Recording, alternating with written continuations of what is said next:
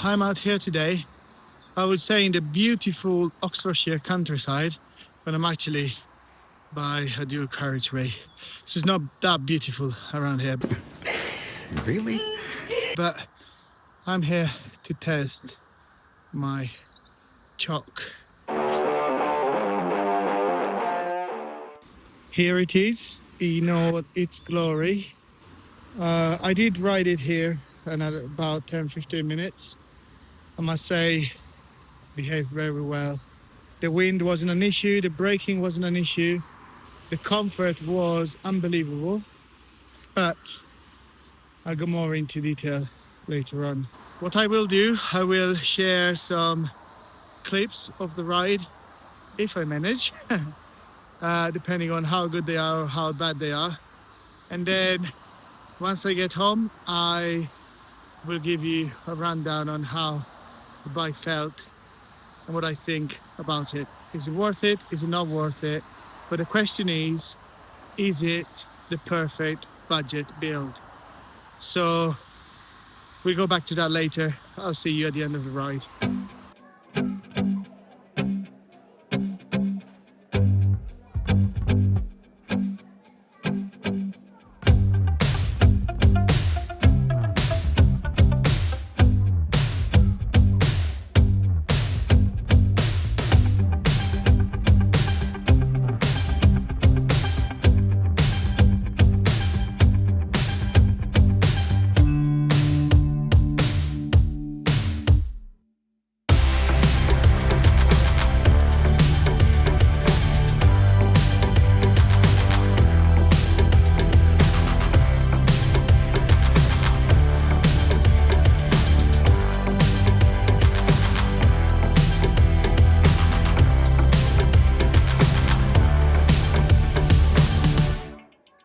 So I'm back home now after the ride on my Ciöcc.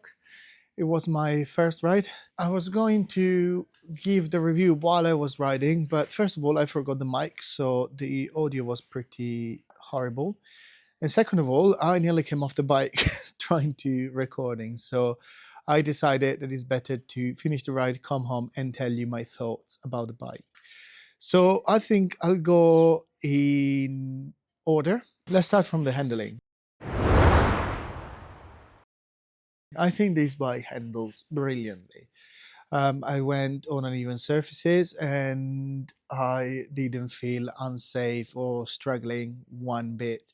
I've got the experience from my previous triathlon bike, and that is just on another level of being unstable and twitchy, where this one felt really compliant, very confidence inspiring, and just a pleasure to ride. Going on to comfort, I must say, again, very comfortable. As I said about the uneven surfaces, and I think the steel frame kind of make the ride a little easier, a little less twitchy and more compliant.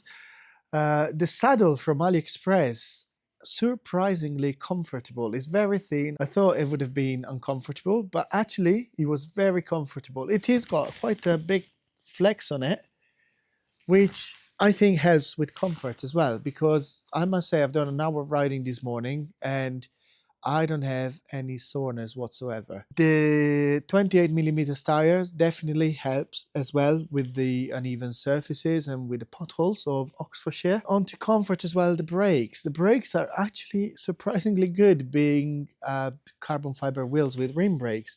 The roads were wet, as you can see the bike is pretty dirty, but actually the braking wasn't bad at all. I felt confident, not one time I felt the brakes were not up to the job. So yeah, I would say the ride quality overall is excellent. There wasn't any weird vibration, any weird noises or anything like that. So 10 out of 10 of comfort. Going on to performance, which is kind of the downside for this bike being an old steel bike, isn't it? Because the weight is above an average modern bike standards. The stiffness of the frame as well, it kind of goes against performance. But I must say, when I was kind of standing up to go uphill, I didn't feel the bike as being sluggish. I felt it more like a steady surge of power, and I still felt fast and responsive, and I didn't feel like a lot of the power I was putting down was getting lost.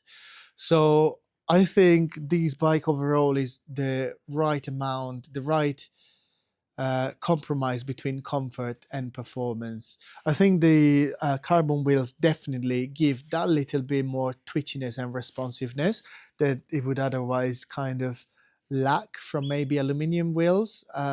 And again, the braking still part of the performance. I went downhill a bit, and there wasn't 1 minute that I thought, "Oh no, I'm not going to stop," or I was afraid of that. Actually, the brake they did work pretty well indeed. So I'm well surprised with that. That was my biggest worry, especially with wet roads. So components. Let's start from the elephant in the room, the wheels. I had a little bit of mismatched comments about the wheels on my previous video. A lot of people loving it, a lot of people hating it, and saying that they are too deep. And you know what? I might agree that maybe they are a little extreme. So maybe a 60 millimeters would be better. However, the ride quality was absolutely amazing. They are stiff. They are not too heavy. The braking is decent. The bearings are good. And to be honest, today was windy and I didn't feel the wind at all. So well impressed with that. I mean, on a very windy day, probably you would feel it, but so far, so good. Going on to the saddle, that was another thing that I had a couple of comments saying that AliExpress saddle don't last, and that's only to be seen. But so far, I must say, the saddle is very comfortable. It's probably due to the flex that it's got in it, and I must say, I have no soreness whatsoever. The brakes, again, I had a person commenting on the video that the brakes look like the Tektro brakes and they flex a lot and the power of braking is not really good. And again, there, I had no issues whatsoever. The brakes today were great. There wasn't one moment that I was worried not to be able to stop. The roads were wet and the brake pads worked perfectly.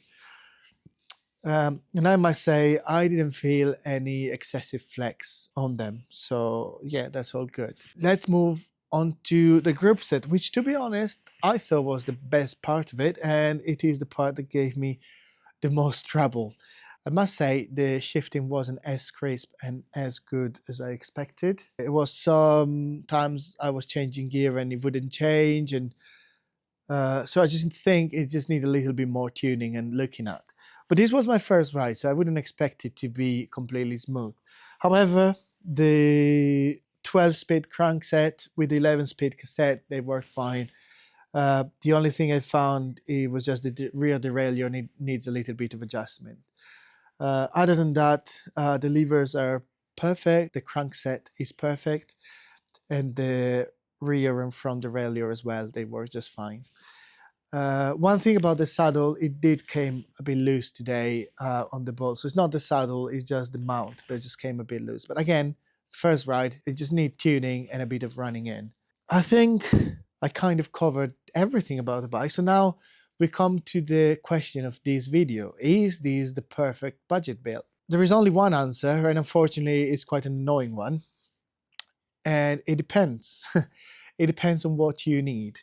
If you're looking to break PBs, win races, and shave every single VAT off, this is definitely not the bike for you. It's heavy, it's not particularly aero, it's not particularly responsive. Um, so yeah, if those are your goals, then this is not the bike for you. But if you want a bike that is comfortable to ride, that you can ride for long distances comfortably, that can keep up with modern bike on a ride out with your friends on a Sunday, that feels decently responsive and yet comfortable and not too twitchy. And if you want a bike that you're proud of, this is definitely the bike for you.